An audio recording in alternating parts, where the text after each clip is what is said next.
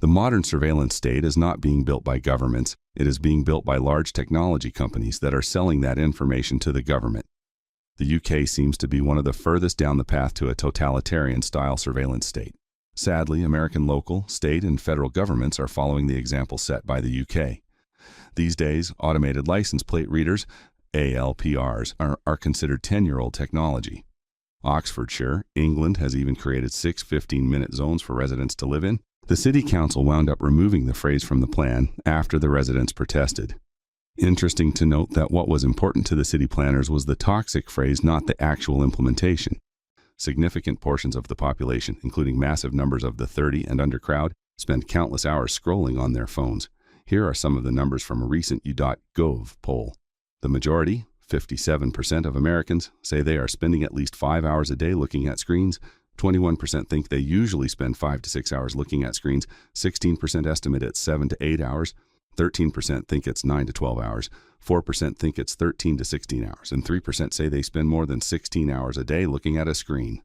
1/3, 32% of adults under 30 spend more than 9 hours a day looking at a screen, compared to 24% of 30 to 44-year-olds, 16% of 45 to 64-year-olds, and 11% of Americans 65 and older. When you think about it, a population that sits in front of a screen that is consistently sending telemetry data back to the corporation that made it is much easier to control and manipulate. Add to that all the data that our smart home devices are collecting about us. Something to ponder. If our phones are sending telemetry data regularly, is there any need for a digital ID in order to track us? We are giving up our own personal liberty to the digital gods of distraction.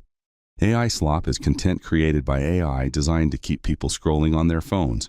It is also being used by many different people and governments to push their agenda and to manipulate people into believing things that are false.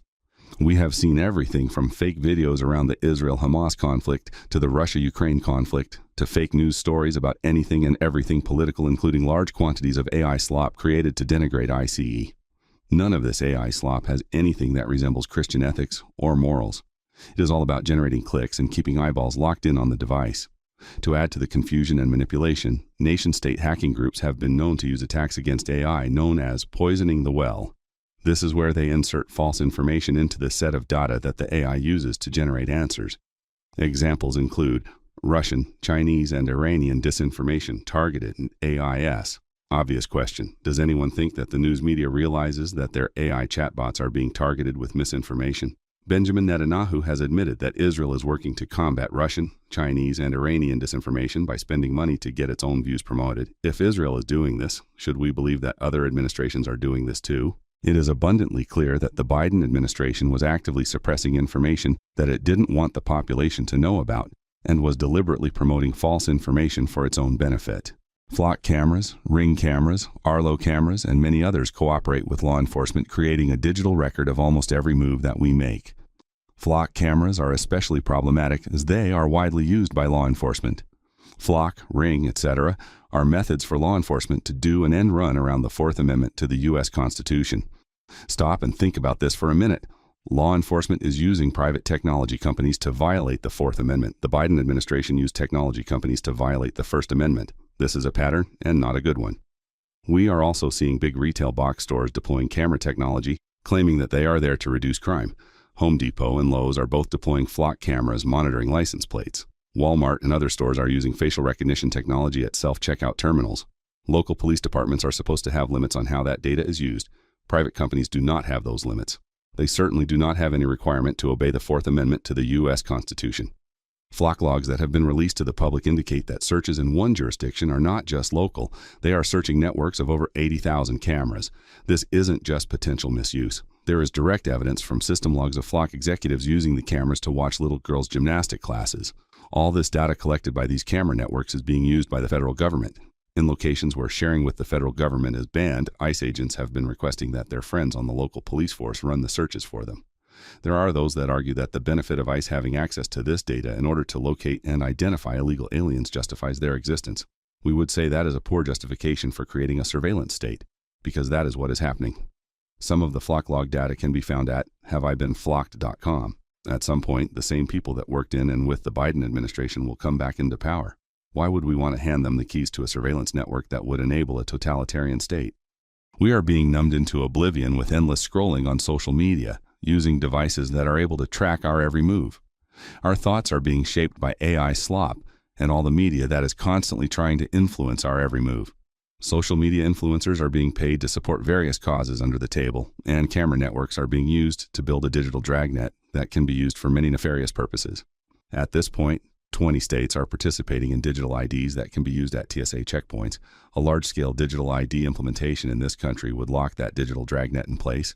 There would be nothing preventing the government from turning on location tracking on the digital ID app or getting access to telemetry data from Apple and Google. Far too many people make the statement that they have nothing to hide. That's not true. Everyone has something to hide. Nobody wants their bank account/credit card information made public. We use locks to secure our homes because there are people living there that are important to us, not to mention all of the stuff behind those locked doors. If you don't believe you have anything to hide, ask yourself this question. Would you be willing to unlock your phone and hand it to a stranger? In a world where there is no privacy, where nearly every aspect of our lives can be tracked and manipulated by local, state, and federal authorities, the light of liberty is rapidly being snuffed out.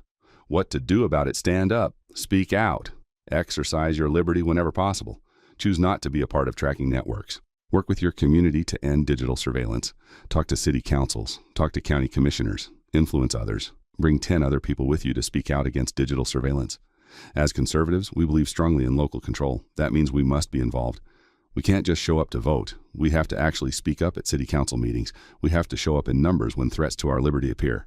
As conservatives, if we are not influencing our local governments, what are we doing? A final warning. Given the willingness of technology companies to violate fundamental principles of our government at the direction of government officials, when do those same technology companies decide that they no longer need the permission of government officials? When do they decide that the government officials are of no value? The tools to put us all in a digital prison already exist. The digital dragnet is being drawn together. If liberty-minded people refuse to say no, we face a bleak future where our liberties can be eliminated by technology companies that don't answer to governments. They are the governments. Would this be the downfall of America? Remember, the United States is not in the book of Revelation. As believers in Jesus Christ, are we serving Him by mindlessly scrolling? Are we serving Him by spending more time online than with our family? Are we serving Him by giving up our dangerous liberty for chains of security?